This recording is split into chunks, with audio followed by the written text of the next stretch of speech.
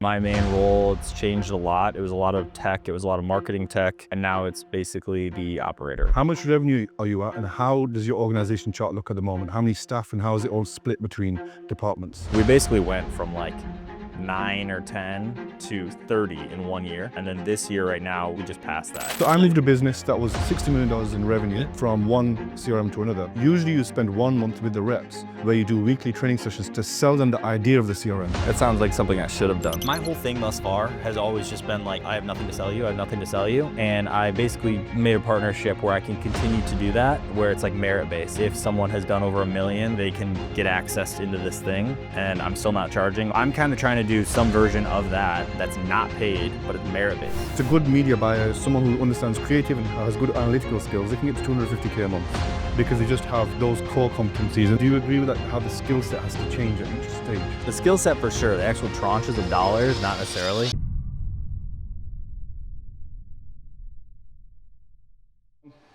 Ryan, it's good to have you on.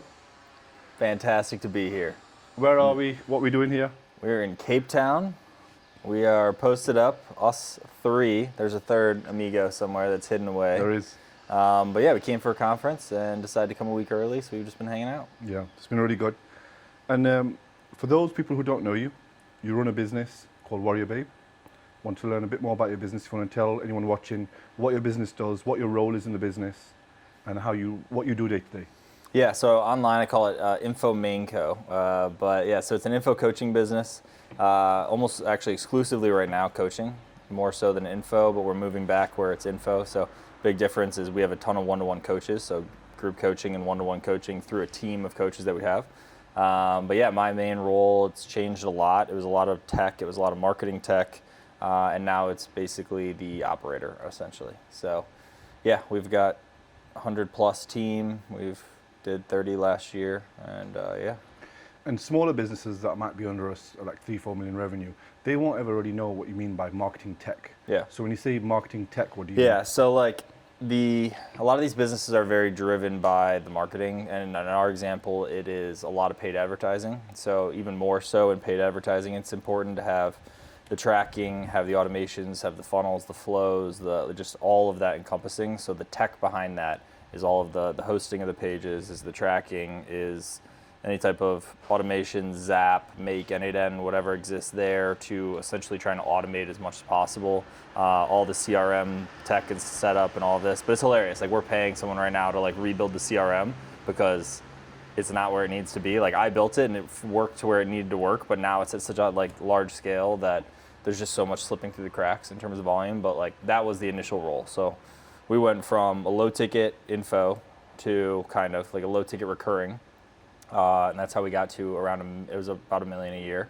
And then we moved to a call funnel, like application call funnel, classic, with VSL Opt, which is different than a lot of people do. So VSL Opt to application to book a call.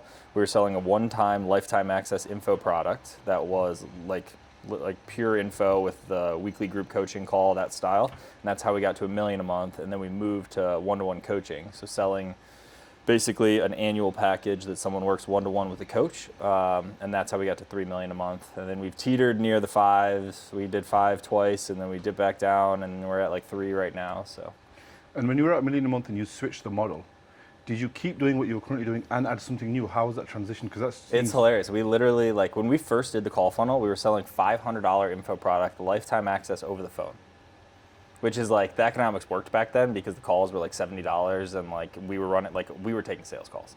So like the math just worked. We were still in 30-40% margin, even higher on some of these, but then we moved to a full dedicated sales team. When we did that, we increased the price to $1,000 and then $1,500. And it's so funny, it's like hindsight's 2020. Like nowadays, looking at that, like probably could have run that through either webinar or auto webinar for sure, and then had a more, basically saved a lot in terms of the acquisition costs when you include sales rep, when you include kind of the gambit of constantly having to fill calendars, all of that, and availability shifts. But we didn't. So we sold $1,000 and $1,500. And then literally the shift, I say that all to say the shift from the 1 million to 3 million, funnel stayed the same, ads stayed the same, sales team stayed the same. We changed what we were selling. That's it. So changed the offer on the phone and just pitched instead that it was annual coaching, instead that it was a one-time lifetime access. To make one change, it's actually more sophisticated than you think, because Most people, if you was to make a change, they change 10 things. But it takes, I think, some level of intelligence to just change one thing and nothing else. Yeah. Yeah, we were at Nick Fisher had another version. So like the core people that have like info coaching masterminds are essentially Iman, right, which is why we're here. So Iman's having his event, his quantum through consulting.com. Cole Gordon has his, which is where we met. Nick Fisher is starting to create his own version. Jeremy Haynes, obviously. Jeremy has his big one. There's like a couple others, right? But like we were just at Nick's and he just had a bunch of cool people in the room. And a guy, Sam, which I like is amazing, Sam.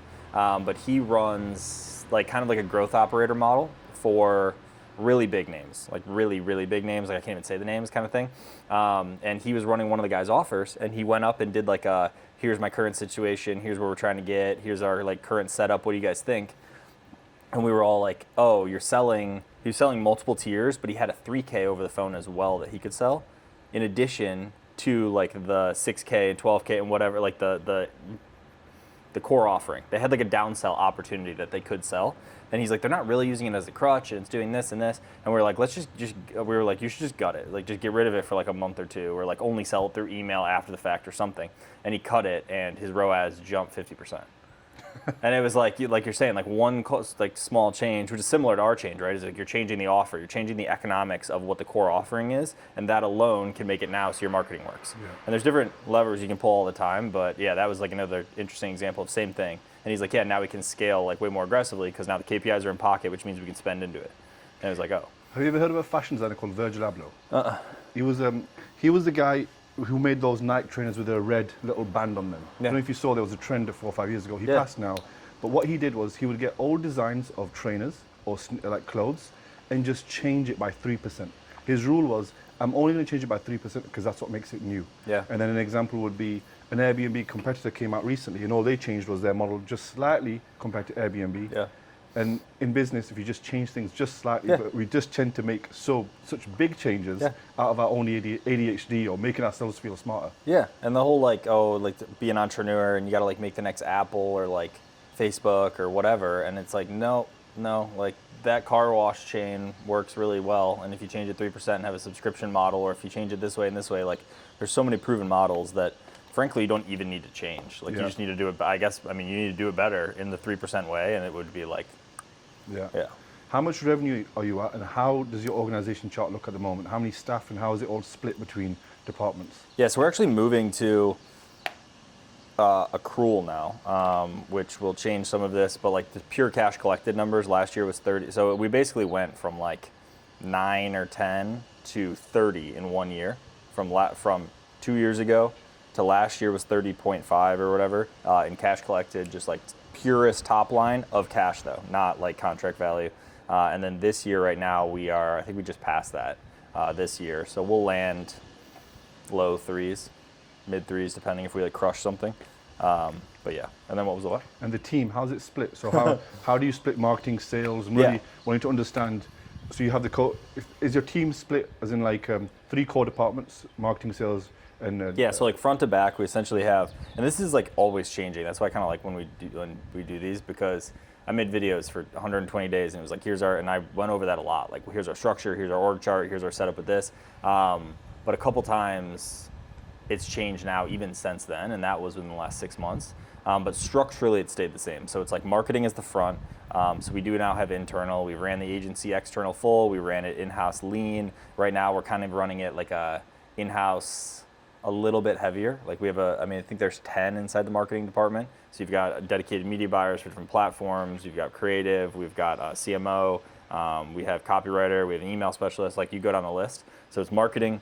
Once you get into sales, we have a chief of sales, and then we have a closer pod essentially, or just closer, not even a pod, no pod structure right now, just because we don't have the hierarchy. And again, went through a big leadership change, went through a big shift in all these different things. So we're kind of like revamping the culture and the set of that team. But it's closers, then it's setters. Setters are broken into different buckets. So we have like the 3 core for us are ad confirmations, which is like your confirmation specialist.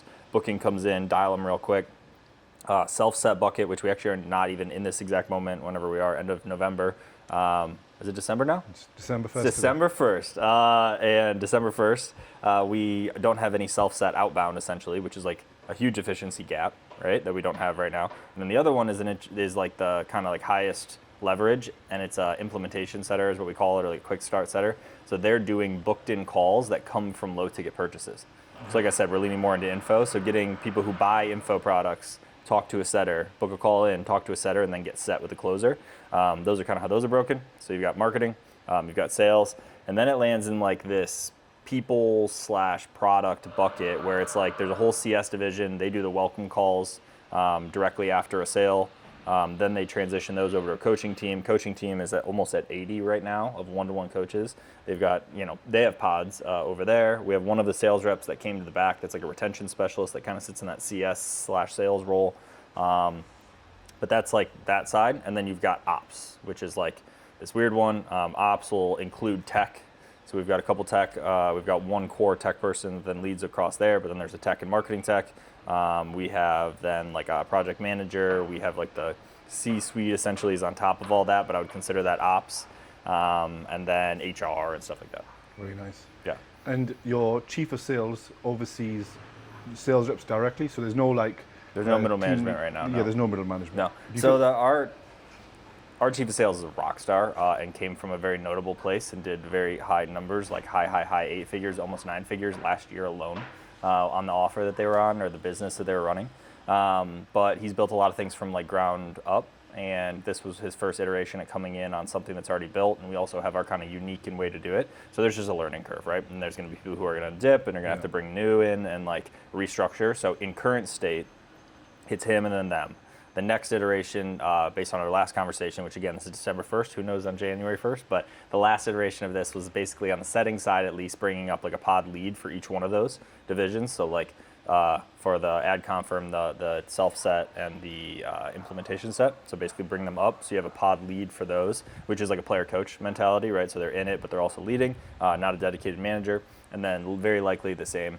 There's also a sales ops coordinator, which I didn't mention in there, which has been an interesting role for us that we're navigating because it has been less on the tech and data and stats side, which has almost been like a disservice, and that's because that's frankly on me for like not positioning it to be built like that. And we're leaning into that right now as well. So that'll be more helpful for scale because then he can continue to do what he does with leadership training, people development, all of that. Yeah. And then the numbers can come to him, the data can come to him, the understanding, which it doesn't like cleanly, just doesn't happen right now in a clean manner. Is that because of HubSpot?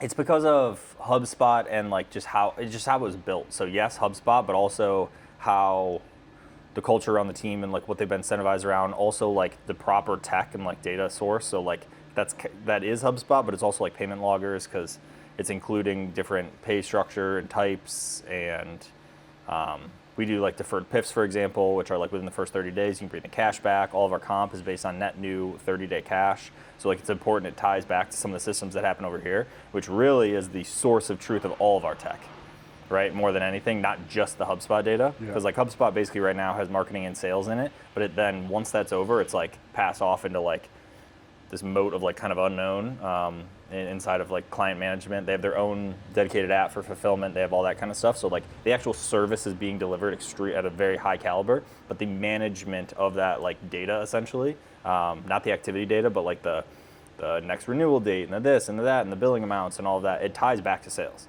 right? Yeah. And like they play together and they aren't set up really well together right now. So like that's a thing we're working on right now is like an infrastructure shift. And what we've seen with a lot of businesses now, as like ad costs have gone up, margins get tighter. And as margins get tighter, the sales team are a big drain on those margins. Yeah. Obviously, they're incentivized. You're incentivizing setter and closer. In one way, the model exists of setter and closer because that's the way high ticket have always done it. Yep. But the hybrid role of someone sets and closes their own deals, we find some businesses who want to try it, so they'll have one of their setters say, you're good enough to be a closer, we'll test you out as a hybrid, and they'll get the KPIs perfect with just one person. And they'll see if they can tweak it to the point where they can get it right, and he can perform, and then they'll sometimes switch, and then their margins will come down by up to 5% because they've switched. Interesting. Yeah. I mean, I've talked to a couple guys that run, they call them like mercenary reps, right? Where they just like live inside the CRM as long as they get out of XYZ like activity range or follow-up days sitting in follow-up or something, they're allowed to hit them. And then they get paid like 15% full stack. It's like you were never going to get it out of the CRM with your current team. Like we got it out kind of thing. So there's those. Ours almost operates the opposite way, which is like we're hiring people for dedicated closers, dedicated setters, and we don't even call them, like we kind of call them setters still, but like that's even shifting a little bit because we're trying to hire in almost for like a CS style person more so than a sales style person, because unless you're doing outbound, in our mentality at least, unless you're doing outbound, you're not really like these people are opting in, applying, booking a call, like doing something intentional, more so on the booking a call side, or like literally booking onto their calendar after they purchase something, or booking a call and we're just confirming it with them. Like you're not doing 400 dials a day and trying to like pull people from the CRM. Like that's not the role. So it almost lends itself more to like a CS style person if we can do this right. But ours have almost, back to the initial, was like closer goes down into a setter if they're not performing. Like we give them that opportunity. We have at least a handful of times. But again, this is like all in lieu and like shifting and changing a lot. But yeah, I'll be interested to see kind of where it fleshes out, because the Mercenary one's interesting. The setter ascension up into closer is interesting. But at some level, you want a killer setter to stay as a killer setter because it's just such like a high leverage spot. We didn't have setters until we had done 75 or 80 million total cash. That's crazy. Yeah, we ran 30-minute calls back to back, no gaps, phone forever actually, and then like whatever, a year or almost 2 maybe now ago, we moved to Zoom and we kept them at 30 minutes, and it was just high volume. It was 200-300 calls a day every day, just go go go. And you don't have an issue with your show rate? So as the market essentially shifted, or, I mean, it's like a blanket, like cop-out answer, but like it's kind of true. Like as the market shifted, it just required different things to get a better show rate. And that is inclusive of having somebody who dials them as soon as they're and confirms them. If they're unconfirmed, mark them as free. Like that's a big thing. So then you can refill the spots. All of the stuff Jeremy Haynes talks about with back-end selling systems is huge. So like how the thank you page acts, what kind of like breakout videos you have, how you communicate with them, filling their feed with testimonials and objection handles and stuff like that between the time that they book and the time they get on the phone. So we've added all of that stuff. But our show rate is fantastic for the confirmed, or for the ones that come through the settings dial, or right, like you go through those. It's the volume of calls that come through that nobody ever like confirms, and sometimes even claims. Like when we have bad shift coverage, or we're trying to, like right now we're trying to ramp the setting team, and when we don't have enough like the shifting correct, like the thank you page will be like, oh yeah, we're going to call you in a minute, basically, and then it's like 3 hours later when like you see it get confirmed, and it's like, so how much slippage is there? A lot, right? So like it's us as well as market. So we've adapted a bit, but again, the right lines, or like funnel flows, have extremely good show rates. The mass of it is still not great. When you include like every booking that lands on calendar versus every live call, like that's still 60%, 50, 60%. But the right lines of them are like 80% plus. And do you do double booking and triple booking? For like unconfirmed and then have another one on top of it? Yeah. Yeah. So sometimes now with conditional calendars, you can do a double booking when someone answers questions that you score as less. Yeah. No, we don't do that. Okay. We don't do any proper lead scoring right now. So we're not in BizOp. We're not in any of the, like, it's a little bit more difficult, at least in my opinion, where we have like essentially one core disqualifying question that is financial based, but it's kind of like arbitrary. It's like it's like historical based. It's like based like what have you done in the past, and then it's like a financial qualifier number, like how much have you spent into this realm and whatever. That's the core one that we use right now. But in current state, we allow all quality bookings and DQ bookings, but we split them. And then it's like a financial queue. It's like two different Calendly widgets. DQ books onto everybody. Quality only books on top reps. The top entire full line only fires to the back to marketing to show, because those are the qualified ones in comparison to the other ones. So we do a lot of that stuff to try and kind of try and clean that, but lead scoring itself doesn't directly happen. We've talked about using systems like LeadFi, like Douglas and stuff like that, but we just haven't. And again, we just do a lot of volume, and how we would have to like reroute them, how we'd have to reroute them actively, because we don't get the phone number early. Okay, so, you don't? No. Okay. So we get the phone number at the application. So like if someone filled out an application, has name, email, phone number in the app, which is the first time, on the opt we don't have that, But if we did it on there, then it has to post over to LeadFi, has to get its information, has to come back, and then decide where it routes them. Like there's a time delay there. So like we could do it, and you can just custom build it. So it's like calculating your results or whatever, and then it like routes them. Like we could. We just haven't implemented that. And LeadFi is whatever, a couple bucks a call, but it would be an app. And we're running a lot of apps. And it's like, is that a big needle mover for us? Is that information valuable for a sales rep to know that someone's disqualified? Like, yes and no, but they still close when, like, and because we right now deal with female specific, like sometimes like on stuff like that, it doesn't pull the information correct because you're not dealing with, it might not pull the husband's information, or it might not pull the family's information, or she might be like, it just kind of pulls it different. So I'm a believer in it. I know a ton of people who run it. I know a ton of people in like higher tickets than us, like 25K stuff, that exclusively run it and crush. And like I know one right now is doing like 4 million plus a month that runs it, and they run it twice. They run it on opt-in and they run it again when they apply, just in case they put dupe info and then route them. And like it crushes for them. So, but yeah, no lead scoring for us like in that way right now. Okay. And you mentioned about the CRM, the notes or something's messy about your CRM. What did you say about your CRM could be a bit cleaner? I mean, we could talk for an hour about what is missing there. So we just hired Aaron Platt, who does like everybody's everything for sales momentum. And again, they built those guys I'm referring to and a handful of others, their HubSpot environment. But like, to be candid, like I have no issue. Like you were talking margin earlier, like profit margin slip or this or that. Like I have no ego about this. Like our margin took a dive when we moved into, when we went from 10 to 30 million. This year we were doing 1.5 million a month, which essentially like is breaking even, losing money for us because of how we're built. Like we have such an infrastructure that we have to be at these size, and like that is not traditional info coaching, nor would I say that most people should even aspire to do that. So on the CRM side, again, dropping the ego at the door, like I personally was the one who migrated us from Close. First of all, like set up Close and built like Close CRM for us forever. Was that migration this year? That was beginning of last calendar year. How long did that take you? 3 to 6 months? No, like weeks, like a week. Weeks? A week. Yeah, no. It was like I sat in a cigar lounge. I used to do open office hours and have my screen on for 2 hours and get on with the sales reps, because our sales reps are also like our buyer demo, so like older female. So like there's a bit of a tech challenge, or more of a tech challenge than maybe you or me hopping into a HubSpot or something. So I was like teaching on HubSpot, but we had at that time we probably had 900,000 or something leads, however many tens and hundreds of thousands of apps, bookings, whatever. And like, so we got some migration tool, but I say this all to say we're in Close as our initial setup from zero. Like was when we ramped it up to that. We were like, oh, the next iteration for us is HubSpot. To move to HubSpot, we use all our emails and automations and stuff in there too. So we're like moving automations, but you have this like email sender and like making sure that deliverability stays on, so you only turn on the hottest automations first, keep them over here. What was your email provider before? What was it? I think at that time it was probably Klaviyo, because there was an in-between land where we tried to kind of get back into info, so we were selling info products on Shopify with Klaviyo, like as a two-way. You know, they measure deliverability differently, Klaviyo and HubSpot. So it could be 80% deliverability, but they measure it differently. Yeah. So it's a different type of deliverability. Yeah, so like we moved over all the automations that were like the immediate, like post-purchase was the absolute first one that went, because they have a 100% open rate and like an 80% click rate. And like we did that like through there. But again, I say all this to say, drop ego at the door. Like how I built HubSpot was how I built Close, which was like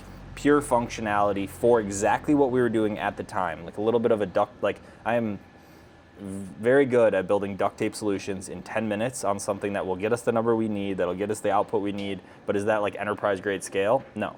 And so like what happened is over time, you add other funnels, you add other tracking mechanisms, you double the team size, you 5x your ad spend, you whatever, more volume goes through the system. And if it's not built to take the scale, which it's kind of not built to take the scale, there's so much waste that happens in like missed automations. Like we just launched this other funnel, and because this is a great example of this, but on the marketing side of HubSpot, we just launched a new funnel that basically routes into these different VSL pockets through one core main like flow, which is different for us. We've always run dedicated flows, like dedicated full funnels, and then they connect at the app range. This, we're connecting still at the app range, but it technically lands in these different VSL buckets. So they see a different VSL based on different things.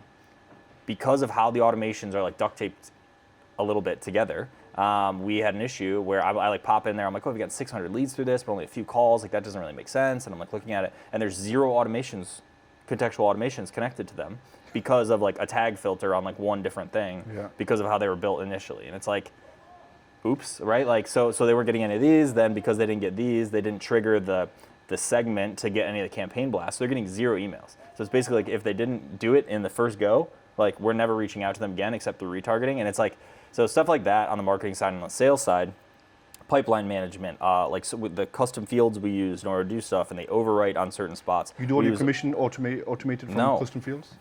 So like we don't use any of our commissions in there. We have payment loggers that are external that because we do it everything based on cash, I literally tie it out to the processor. You know, when, so I moved a business that was $60 million in revenue from one CRM to another. Usually you spend 1 month with the reps where you do weekly training sessions to sell them the idea of the CRM. So the reason why you could have a shitstorm with your current CRM with the reps is because you have to have one session with doing CRM implementation, which is like why the CRM is so good. It's an hour training. The next week it's like... That sounds like something I should have done. Yeah. And then when you have done the training properly, they're excited to use the CRM rather than complain how it's holding them back.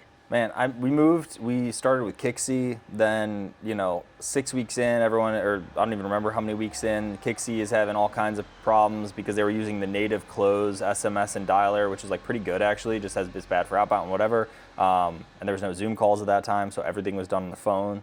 So Kixie for that, then quickly realized that was bad, moved to Alloware. So now you're using a new phone system inside of a new CRM. Like, man, we have done everything wrong in the book. And then to say what you're like, technically speaking, the cash does not tie out with the deal amounts either. Because like, so if you have pipeline stages and you're marking it as like contract value. How much is the deal worth? On HubSpot, is that what you're saying? Yeah, so like for like deal amount, for example, like you could have a custom field in there that's like initial or like new cash collected versus contract value or whatever. But I don't want it to be based on that. I want it actually tied out, which the answer now is, if your payment logger's in there, you can directly tie it out and then just know the exact new cash from the processor, tied back to the rep, tied back to the deal, tied back to the contact, and like it's all in one. Right now, and still to this moment, they are essentially isolated.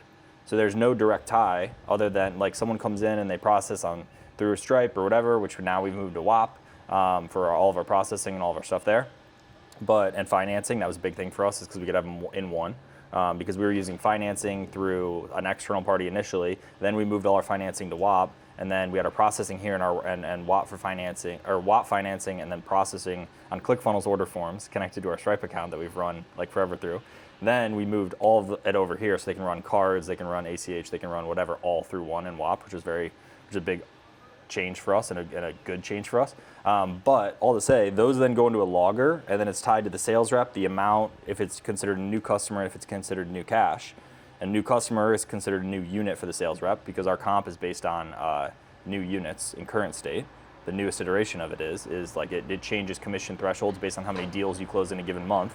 But then it's a commission percentage tied to the net new cash amount. So I need a refund logger, I need a payment in logger, and I need to then say if there's refunds against this, pull against, right, for the net new cash. And then they can get those 30-day PIFs, so they can like pull back someone on 28 days in. Hey, I know you signed up for a 4-pay, so you only paid whatever, call it $2,000 up front. That means in total your payments are 10 Gs, and our PIF is, call it $7,000. You want to pay the 5K today instead and save that 3 Gs. Yeah. And they're like, whatever, $3,000. And they'll do that all the time. So that comes into the logger. That's not a new customer, but it's new cash. But the sales reps need to be commissioned on that. So it's like, we have all essentially these like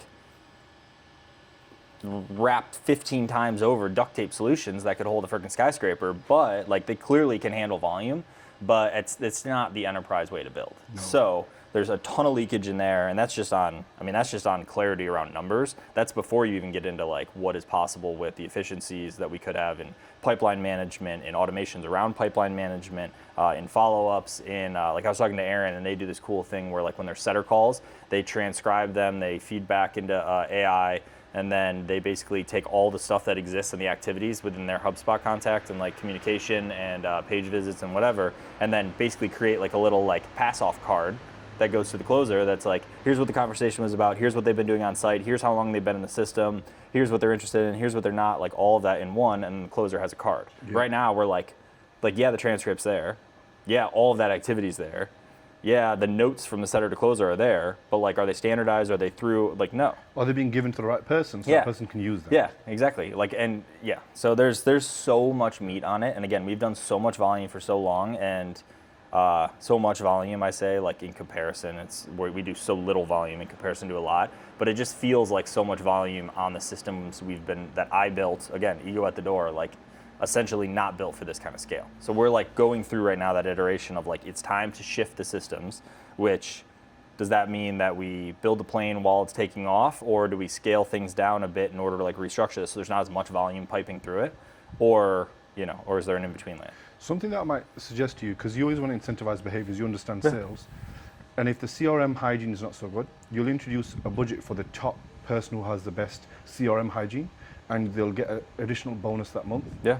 And what you'll find is you'll have a separate leaderboard. You won't talk too much about it because you don't want them to be distracted. If you do too much CRM hygiene, people then use that as an excuse not to perform in sales. Yeah, 100%. Because you're making me do all this stuff. Yeah. But if you have it in the background and you tell them you can't use it as an excuse, you incentivize for it, you're going to find that the inefficiencies that they had in the CRM, when they clean them up, you'll make way more than that commission was that then more than the incentive. Yeah, no, completely. I mean, we have, and that's another thing going back to the sales ops, is like our sales ops is not strong in that world. Like they're like, and no fault of her, again, it's like the environment that's been built, it's the changes that have been made, and like her background is not in like CRM health and CRM automations and tech and any of that stuff, like the current one that came in. She's a great people person, she navigates all the changes, she's like the most helpful person, like does all that stuff, but it's almost like a liaison for the team more so than it is like technical sales ops. So like that's an addition to the team right now that we're hiring as like a sales tech / sales ops style person in order to support that team, because the leader, the chief of sales,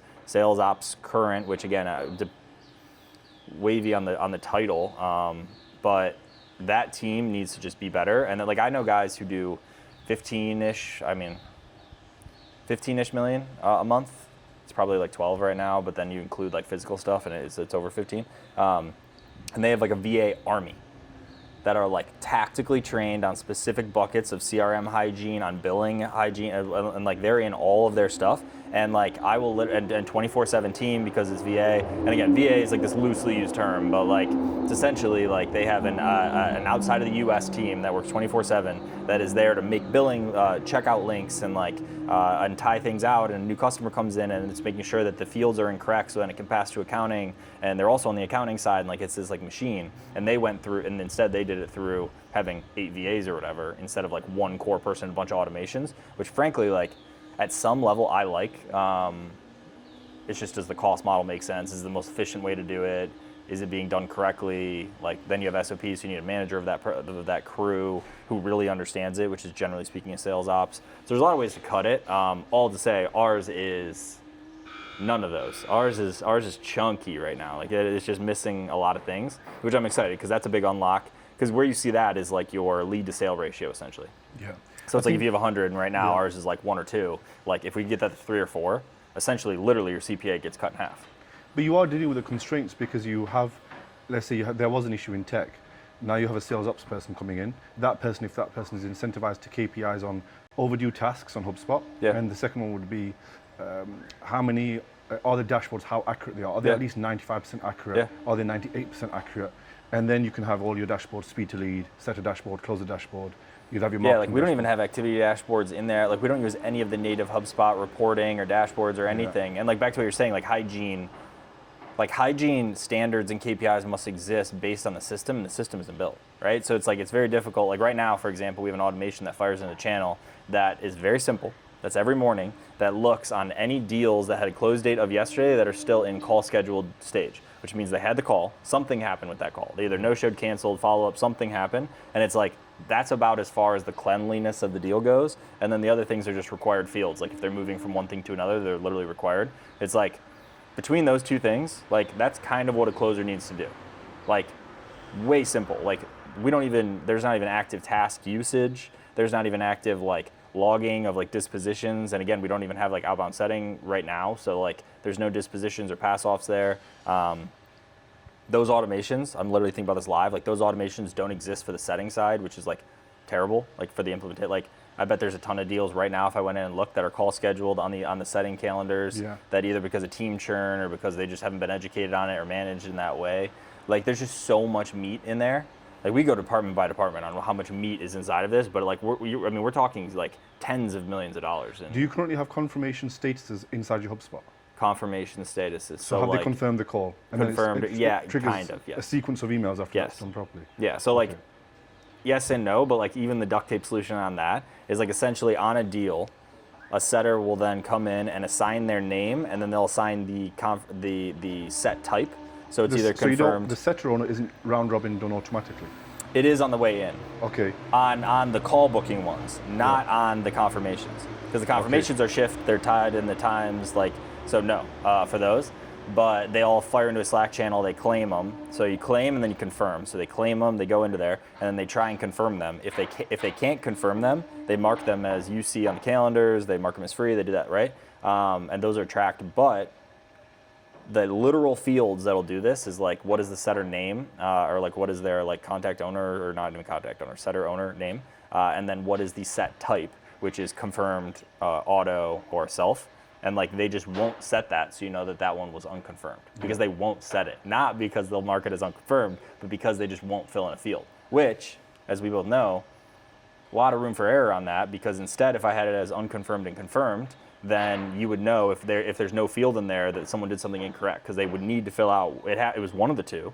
Instead, right now, they could not fill it out, or it could be unconfirmed. So that bucket is like likely bigger than it needs to be, because it could be error or it could be unconfirmed. Yeah. So it's like stuff like that. Like even us live talking, I'm like, oh, there's more meat. There's more meat. Like you just go down the list of endless. Well, this is what the sales ops person would be for. Correct. You need a full-time person. So you need a full-time person that just like all they do is eat the CRM. All they do is that, and then also like proactive reporting, proactive spots, like.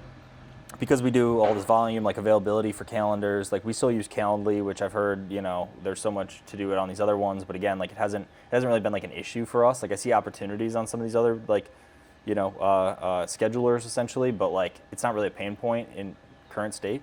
But we're constantly shifting around based on availability and priorities. So you're setting priorities inside Calendly, and then you're doing availability inside. I built a Google script that reads their calendars. So we have a master, imagine like a sales ops at companyname.com. That sales ops Google account subscribes to all the closers, and then there's a setter version that subscribes to all of the, so like in one view you can see all of their calendars like inside Google, like literally calendar.google.com.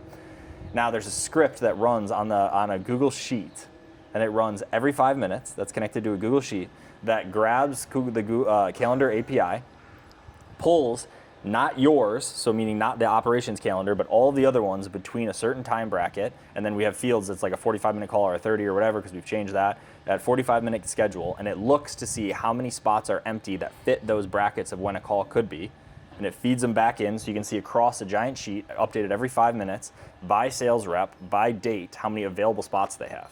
And then bookings come in every 5 minutes, and then it updates those. And then it totals over on the left. And then I grab that total, and I pass that number over into the application and onto the marketing dashboards, so they can see for the next 30 days how many available spots are there on the calendar, how many booked spots are there on the calendar, and as booked percentage exists. And then the same thing that feeds into the app, and knowing if there's only 20% calendar availability, don't let any of the DQ in, only let the quality in, for example. Yeah. And it's like, so like that is such a duct tape solution, but it has like solved a lot of things for us, because that was a need that we had back in the day, which was like, I need to know how much to spend a week from now on availability. And that's where you can see like the track of like availability goes like this, and on the weekends it goes like this. And it's like, oh, we need to hire for holiday shift or for weekend shifts, or like how, like, so yeah, all of this, but like again, that acts independently. Yes, it ties together. Yes, I import that and put them all next to each other, but like they're technically independently acting. When do you think all this stuff becomes relevant to a business? Well, what size? I think it's more on like volume of activities than it is around cash, because like the example I said of like the guy selling a 25K product, like they have to sell, 200 units when we have to sell 500 to do the same cash amount. Yeah. So like we likely should have done it earlier than that. But with that being said, like we've also operated in a way that's like, I don't want to say more wasteful, but like our cost per call is going to be less than theirs. Our call, like it's kind of in alignment in terms of like how much throughput comes out of it. But the real answer is probably when you're at tens of calls a day. Yeah. Tens of calls, right? Because like when you're at tens of calls, you need 3 to 5 reps, right? Like once you have 3 to 5 reps, you need, I mean, you already have you've needed dashboards, you needed loggers for payments, you've needed that, like as a business, you've needed that to make decisions. But the CRM stuff starts to get, when you have 30 new coming in, which means you have, call it 300 new leads, or you have 60 or 100 new apps a day. Like if you're really trying to squeeze it like perfectly and not trying to be wasteful from the get, like that's a fair time to do it. Yeah, it is.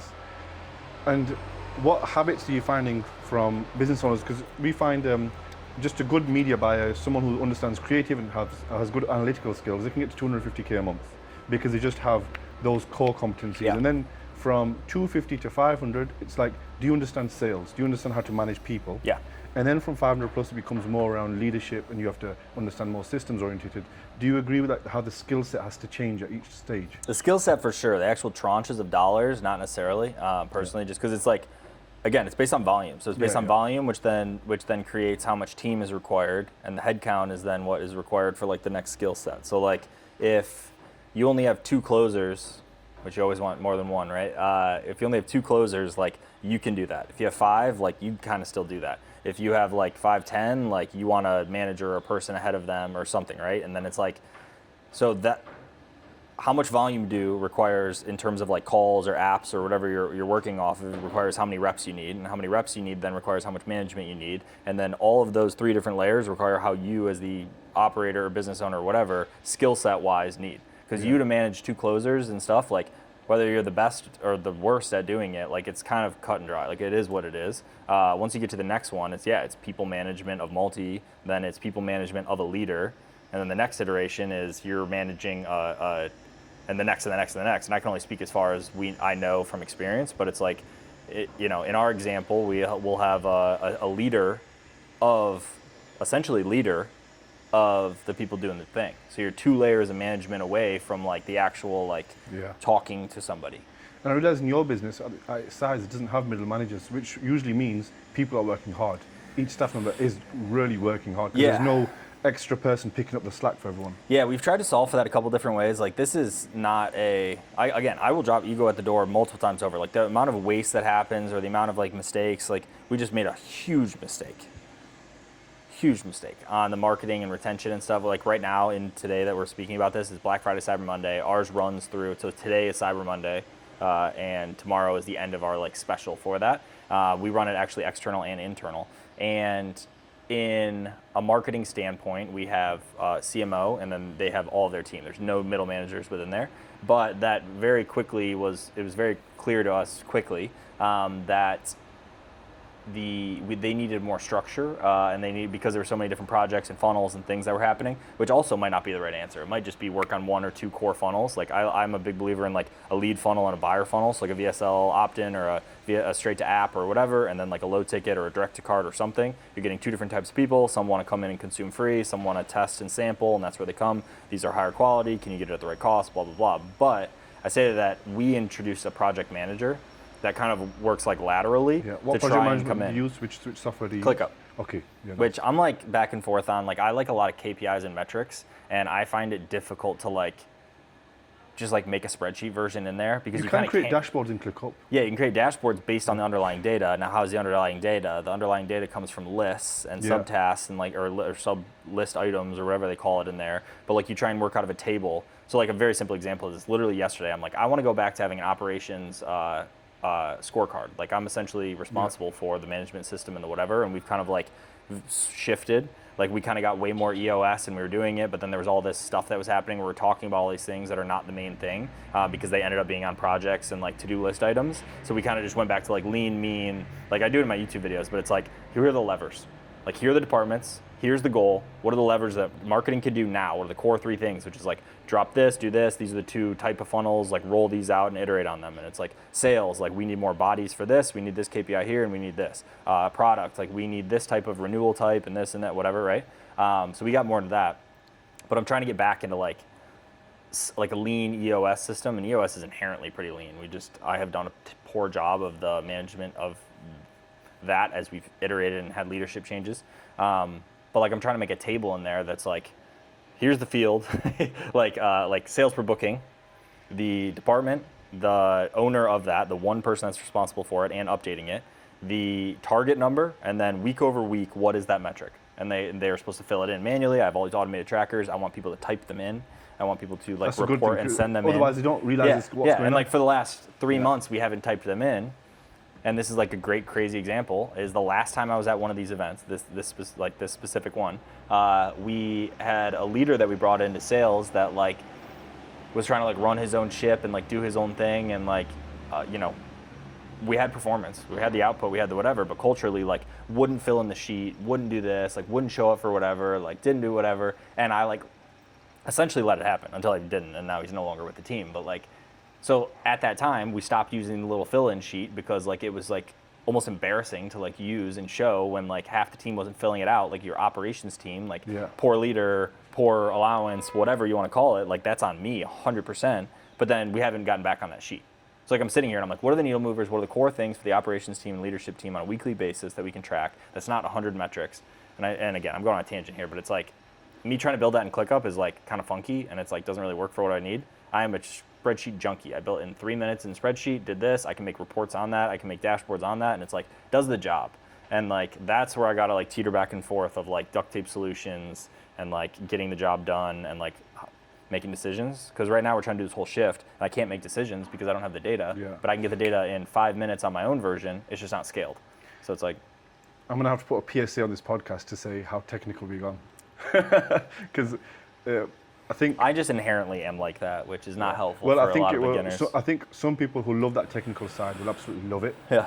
And I think if someone has a smaller revenue, it will go right over their head. Yeah, that's. I mean, I haven't fully announced like a new side thing I'm doing, but it's kind of happened on X and shown in a couple places. But there's essentially like within the market in general, there is the like 0 to 10K or like you can call it 0 to 100K, where it's like you're making money online. It's like the 0 to 10K. Yeah. The like 0 to 100 is like you're getting like the actual business down. Like if you can't consistently do it, whether that's through lead flow or sales or fulfillment or whatever. And then the next tranche is like the scaling. And like I have only existed, like I'm the first to say I'm a co-owner of this business. I'm not a co-founder of this business. I did not do product market fit. I did not come up with this and this, right? Like, yeah, there was 3 people on the team when I came in and scaled into, and like by the time we moved to a call funnel, I was an owner on the like cap stack and like this and this, and it has grown since then a lot. And like, so now I am in the spot I'm in, but like everything I've done is scale something that exists. Yeah. So like when someone who's at 0 is like asking, I'm like, like sell something, right? Like selling a service, pretty simple. So in this new thing I'm doing, I just brought in a guy that is on my stuff all the time that is like a rock star at helping beginners, has been in there, has launched an immense amount of things. So is this something that you're launching now? Yeah, not really. So like my whole thing thus far has always just been like, I have nothing to sell you. I have nothing to sell you. And I basically made a partnership where I can continue to do that, where it's like merit based. So it's like if someone has done over 1 million, like they can get access into this thing, and I'm still not charging all these top things, including the one we're at. It's 50K a year, 75K a year, 100K a year plus to be inside of these masterminds, and they are extremely valuable. And people who pay attention. So like I'm kind of trying to do some version of that that's not paid, but it's merit based. So it's like, if you submit and and you're in WAP and you have $1 million that you've transacted inside your WAP account, you would qualify for basically these different tranches, and the 10K guy wouldn't. The 10 million guy would do this, right? The 10 million guy could be in all of them, but the 0, right? Like, so I'm massaging this idea on how I'm going to do this in like in an effective way, but like basically it's truly merit based, no bullshit. It's like if you made over 10 million on XYZ, like on WAP, then you would be in a 10 million bucket, and only the 10 million guys. Is this a mastermind that you're creating then? It's a version of that, yeah.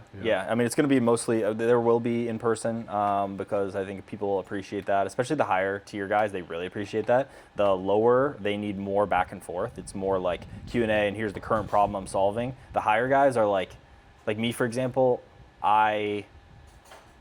can always learn something new. I mean, we were talking yesterday, and you like, and you were like, oh, this for this commission change, and like into the future, and I'm like, oh wow, like I always can learn something. And the beauty of that, when we learn something and you're doing more volume, is that type of change could be like 2% lift or a 5% lift, but it's a lot of dollars when you're doing more volume. So it's like those are always worth the 50K mastermind or the 10K mastermind or whatever.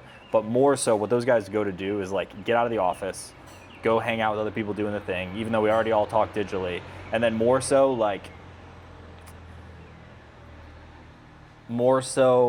it's kind of like the people in the room, because they already know, like I already right now could tell you exactly what my problem is, and I'm trying to solve it. The beginner guys maybe are like trying to figure out what even the problem is, or like what the constraint is. What question should I ask? Yeah, what question should I ask? And right now, and it not in like again, like I just said, I can still learn so much new, or I see like so much new. But right now I'm pretty clear on what my constraint is, and I'm just trying to solve it. And like I also kind of know how to solve it. I'm just like, it just isn't being solved, which is like more of a leadership. How much time in your diary is spent on your constraint? If you looked at your diary and you said, this is my constraint in my business. Diary, what percentage? Calendar. Yeah, you and I.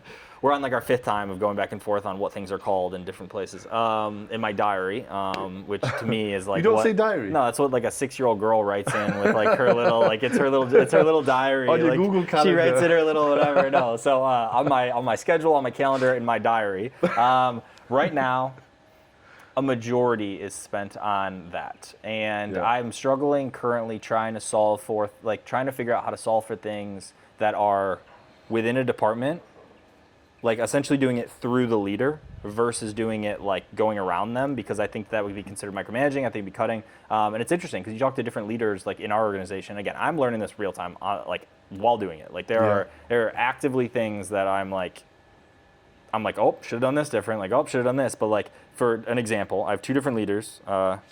One is like, literally, I had a conversation that was like, go around me and like, you see something, like I need the support. I'm down. Like, help me out. Like, I need the support. But then that person doesn't develop. That's the thing. Yeah. And they're like, right. So they're like, go around and like help and do this because we're bolstering on these different things for the department, for example. And again, in whatever department, whether that's product, whether that's tech, whether that's marketing, sales, whatever. And then the other one is like, oh, if you're going around them, you're like kind of cutting them at the knees. Yeah. And it's like, I can handle this, like talk through me type thing. So my dream state of this, like you think of business at these tranches, and like, I guess private equity is probably the biggest way that these guys do this across multiple holdings. And it's like, they have like these layers where they're like, oh, we buy this business, we scale this business, we have an operator that comes in, we have a CEO that reports to us out about this. And they do it through one person. They do it based on these mechanisms and these like, and like, think about that in scale of your own business. And that's like way over here, but it's like, if you should be able to do that through leaders.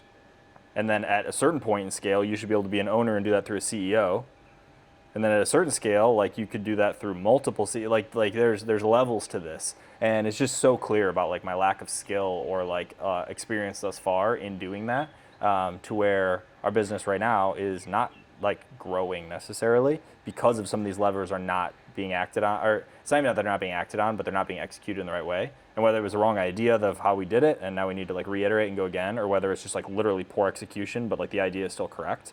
Like that mistake I just told you about is that we just made, it could potentially be $1-2 million and with like 80% margin. Yeah. Like, no joke. Like we just dropped this thing, and I don't even want to get detailed, but it's like it was very confusing on how we dropped it, and we did and the public math that is being shared about it is wrong, like two leads and community and whatever, so that it's not very enticing, and then so it has less amount coming into it, and then it turns into X dollars, and the math is literally wrong. So even when they do come into it, the math is different. It's like, it's just confusing. It's not like a sexy offer, and it's not in this, and like I didn't see it until, we're on the tail end of this, and nobody else in the entire thing saw it, and it's like, dang. So like that's a very simple mistake that compounds to a big number, but comes through that of like whether that's leader, whether that's me as a leader being able to catch something like that or review stuff, whether that's how project management on it and like in front of my eyes, but like I could have, again, like this all ramps back to me like. It's usually what system is missing in my business for this mistake to happen. Yes, correct. And a month before, 2 months before, whenever we did that campaign for that specific product being launched, Did we have it on the project management system? Did we have the email written? Did we have the text messages And written? all of that happened, and all the scripting's there and all of it, and I didn't review it. And then the other side of it is like, systems are amazing, and I love a good automation. Like back in the day, we would have like 6 million zaps a month and like all that before we moved all this stuff to actual like APIs and like doing all that directly. But it's the people that manage the system or build the system as well, more than anything. Like I heard something the other day, and it's like at some point, like this is just like a business is just a collection of high quality people. Yeah. And that just becomes more and more and more apparent. The thing we talked about with private equity thing is like they're entrusting in this one person to be that person then across the team, so then the collection of people to do the thing. And it's like they can drop initiative, and they have the ability to believe. Hormozy talks about it. He's like, if you left your business for a month right now, would it catch on fire, die, you go out of business, and you get sued? Would it stay about stagnant and the same, or would it be growing without you? And there's all types of things in between these, right? But it's like, that'd be a very interesting indicator. Right now, we're in a time zone that's 8 hours difference. I have a call tonight at 1 a.m. and like I'll be on it, and like I have a call and like because we're not out here like in it, and I like being in it a little bit, which probably creates a self-fulfilling prophecy of like that's why I'm still in it, is because we like to be in it, and I haven't made the proper, and also just straight up a lack of skill, experience, a lack that I have that has just not gotten us to that level. A good exercise to do might be to think 6 months from now, I want to take a week off, and then my business has to run without me. And you create that problem, and you tell everyone in the team, I am taking in 6 months off, I am off, and I will not be on my phone. Yep. And then that'll make. Well, like even in our setup, right? We have two co-founders and me, right? As like on the and technically there's another in terms of like owners on this, but like of those like three initial, these two, the initial co-founders, rock stars, built this thing like really strong marketer, really strong like brand face, community, product, all of that, right? And like they bolstered this thing. They have less of a time requirement by far, where yes, he could go and do something for 1 week, 2 week, whatever, gone, because I'm in there doing it. Right? And like there's a bit of that, which is like I did that on purpose. Like I'm trying to like take control of things fixer. more. You were there for a reason. Yeah. Now, going back to okay, cool. Now take a week off. It's like I'm shifting and changing things so that is almost not the case, but it's the case for other people, which I'm good with. But into the future, is that the case? Unlikely, right? So like what needs to happen next in the growth of the business so it has XYZ profit consistently as a big number that then we can have, is it an operator? Is it a CEO? Is it like what is the person then that would sit in there? And then what is that leadership team that we need to build now before we could even do that? Because unless you're like, who are you going to hire that's then going to build out your leadership team and your whole business and grow it? Like you're not, right? Like, I mean, you might, but like again, back to the skill and then being able to manage and incentivize and that person. So. Yeah. Really nice. Yeah. It's been really good speaking to you. Heck yeah. I'm looking forward to this mastermind. I think we're Me going too. to learn a lot. Yeah, we're at Iman's. We're at Iman in Cape Town, right? We are. We are. Thank you for listening, everyone. If you want to check out Ryan's YouTube, what's the YouTube? Just my name on everything. Ryan Clogg with 2 G's, Clogg. There you go. And we'll have the links in the bottom in the description if you want to check them out. I'll catch you in the next one.